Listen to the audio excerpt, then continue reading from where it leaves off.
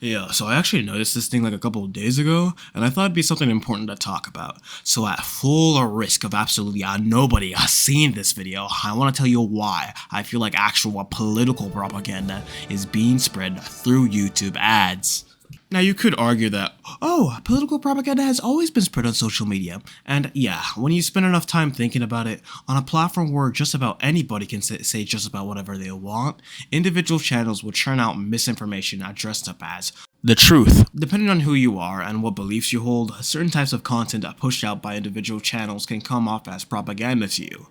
But what I'm talking about here today is the actual website itself pushing ads that are very sus. What prompted me to make this video is this lovely ad right here. Now, before I discuss the actual content of this ad, I need to give a little bit of context. Most of the YouTube I watch is on my computer, on browsers with all sorts of stuff like NoScript, Midnight Lizard, Picture-in-Picture, you get the gist. Meaning that it's rare for me to actually encounter an ad unless I go out of my way to disable certain features. But on occasion, I'll be on YouTube on my phone, and more specifically, the YouTube app. If you know anything about the website, you'd know that when you use the app, there is basically no way around the ads, aside from paying YouTube that juicy $15 every month. But if it enables me to watch a documentary on the world's largest shit or whatever, while I'm doing the dishes or something, I'd say it's a decently fair trade-off. And it was one of such days that I was watching some video on the YouTube app. Between videos, an ad popped up, and a very particular one at that. Now, this wasn't the first time I saw this particular ad. It had to be like my third or fourth, but this time, I actually decided to pay some attention to it, and this is what I saw. Fake news are spreading again. This isn't starvation, it's cystic fibrosis.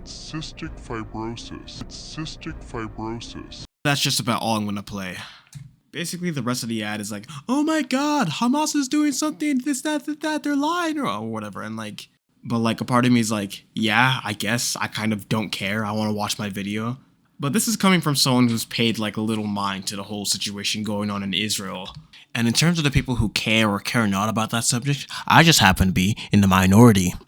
But this time, when I'm watching the ad, there's just something that's just not right about it. At this point, I don't know what it is. I don't know whether it's because of the voice that kind of sounds like some weird AI, or this horrible editing style.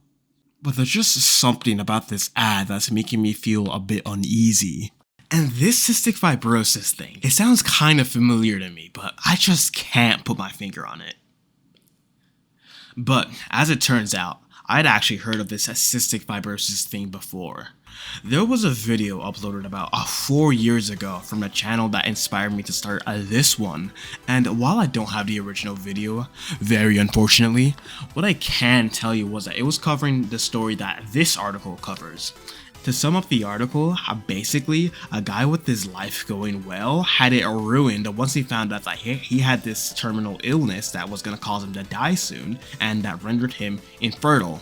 And as it turned out, he was raising another man's kids for multiple years, and basically his entire life came out crashing down.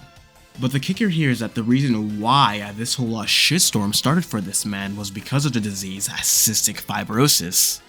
I'm not a medical expert, nor will I ever be, but to say that this child that you see on the screen right now looks the way he does because of cystic fibrosis alone is complete horseshit. Sure, it could have definitely been a factor that aggravated the conditions that caused him to look like this, but it's like the ad is just hoping that you'd forget who's responsible for causing the conditions that would cause any child to look remotely like this in the first place. Basically, what I'm trying to say is that the channel pushing this ad, conveniently titled the Israel Foreign Affairs Ministry, is capitalizing off of the fact that the average person is gullible enough and unaware of the long history between the states of Israel and Palestine to believe this.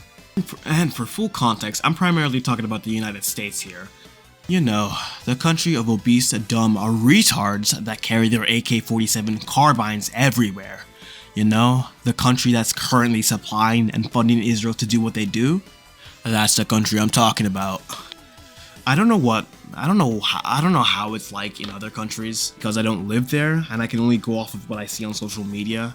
But at least where I'm at, it's clear to me that the state of Israel is trying to exploit in some way or manner the pro-Israel sentiment that exists in a non-zero number of people in this country. And by non-zero number, I mean a lot. A lot to the point that I see people flying Israel flags on their cars and whatever. It's not only anything that has to do with the Israel-Palestine conflict or even stuff like the Ukraine-Russia conflict, but just overall broader social issues that cause people to be so divided in the first place. At least for years now, I've gotten ads featuring stuff from Turning Point USA, Charlie Kirk, and Brett Cooper and all those stuff, and I've always turned them down. I've never watched a single, quote, Charlie Kirk debate or whatever, or like, oh my god, he owns the libs type of content in my life, because even back then, I was able to understand that this is nothing but content farming or some weird content strategy or whatever. But again, the people who think like me or have a similar opinion to me are in the minority. The average person very well could fall for this type of content tactic, especially if they have issues that they provide a false solution to. Can't get any bitches? Take away women's rights. That type of reasoning. Now, believe me, I am not trying to get into some political thing here. When you only have a single digit number of subscribers, it's just not a good idea. But I do think it's important to acknowledge the effect or like the role that online content has in shaping people's opinions. The fact that so many people spend so much of their lives just consuming and watching content and eating it up as if it was a 5-star gourmet dinner or something goes to show the bleak state of humanity or the bleak state of life that a lot of people are living. And in all their mindless content consumption, they'll be less inclined to use their critical thinking skills and discern between what is factual and what is complete monkey penis. The original intention behind creating the internet was to be this tool that anybody from anywhere, so long as they had an internet connection, could access information worlds over and have this like vast expanse of knowledge. But now the interwebs is more of like a kind of like a facility where people who want to escape reality just kind of stay in for indefinite periods of time. Where all they do is watch and scroll and make some stupid comment about like some argument or something until their dopamine receptors are fried and they can't do anything. Back to the subject at hand and why you clicked on this video.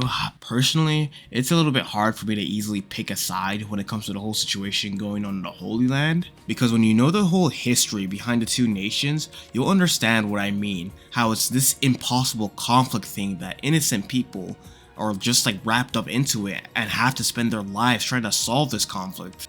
But what I can say is that if asserting your opinions on a years-long conflict that has to involve the starvation of children and the involvement of ethnic cleansing tactics, all because of one unjustified terrorist attack, then in my mind, it's a little bit hard to sympathize with your side or anybody who blindly does so without knowing the relevant history. And it's just a bummer because there's definitely an amount of people who will see this ad play before they watch some video and believe everything they say about it. But hey, that's just me, man. I'm just using critical thinking skills here. But it's whatever. Give me a bedtime kiss and yeah, I'm gonna call it a week here. Deuces.